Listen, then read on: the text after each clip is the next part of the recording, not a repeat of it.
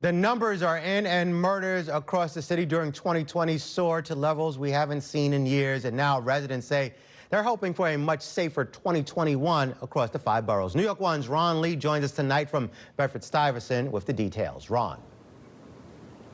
Hey there, Dean. Well, for anyone who thought the year 2020 was an extremely violent year for the city, especially when it came to murders, we now have the statistics to support that. Right now, we are just outside of Raymond Bush Park, and this is where the NYPD says a 1-year-old boy, Davell Gardner, saw his young life get cut very short when a stray bullet struck him the night of July 12th while he was with his parents at a cookout. The NYPD says Gardner's murder, which remains unsolved, was one of 462 homicides in all of 2020. That's up from 319 homicides the year before, representing a nearly 45% increase citywide when it comes to murders. Earlier, we spoke with a mother of 3 named Tammy who comes to this park with her kids, and she told me she was very sad to hear about the death of Davell Gardner back in July. She also believes the murder rate will continue to stay high as long as politicians who earn a salary make decisions during this pandemic that make it difficult for folks who do not earn a salary to get by. And I don't think it has to do with anything besides the despair that they brought upon people. I mean, the virus is real, but the despair comes from regulations.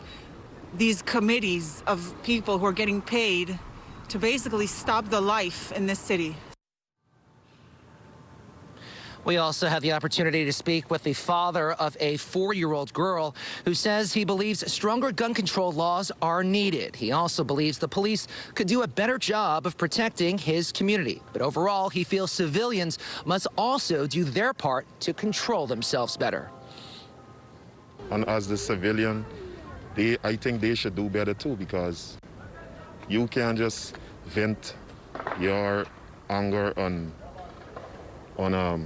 other people or on the street. Yeah. You got to take it or just deal with it as human. Meantime, when it comes to statistics for shooting incidents in the year 2020, the NYPD says they rose 97% from the previous year, up from 777 all the way to 1,531. We're in Brooklyn. Ron Lee, New York One. Dean. All right, thank you. A violent surge in 2020 led to shooting and murder numbers the city hasn't seen in almost a decade. People in Brooklyn say it's going to take leadership from elected officials and police, along with community members, to curb the violence. New York One's Ron Lee has the details from Bedford-Stuyvesant in Brooklyn, where a 1-year-old baby was killed over the summer.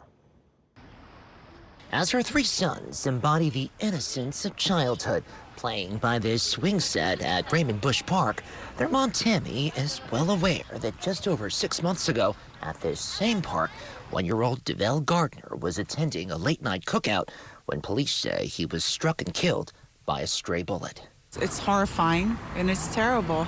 The NYPD says Gardner's murder, which remains unsolved, is one of 462 homicides that took place citywide in 2020, an alarming spike of nearly 45% over the previous year.